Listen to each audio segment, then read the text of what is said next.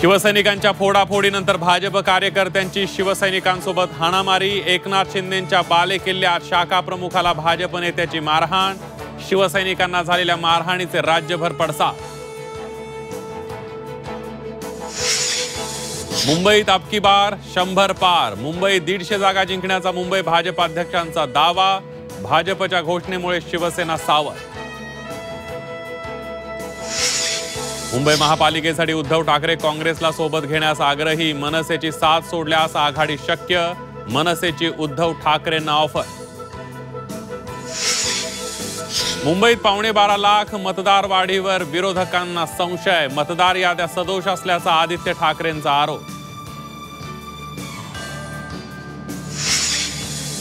Sheetal तेजवानीला VIP treatment बाबत विरोधकांचा सरकारवर निशाणा। तेजवानीला बसायला लाऊंज, घरी सोडायला पोलिसांची गाडी।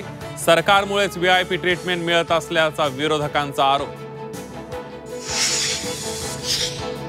पुण्यातील मुंडव्याच्या मूळ जमीन मालकांना पोलिसांकडून दुय्यम दर्जाची वागणूक। जबाब नोंदवण्यासाठी आलेल्या महिला 4 तास झाडाच्या सावलीत बसून। जबाब नोंदवताना साधं पाणीही न विचारल्याचा पीडितांचा आरोप।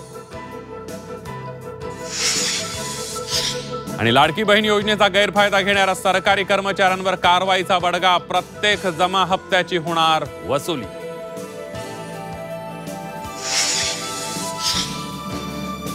आणि दुबई मधल्या एअर शो मध्ये भारतीय बनावटीचं लढाऊ तेजस विमान कोसळलं। लँडिंग करताना दुर्घटना, अपघातात पायलटचा मृत्यू।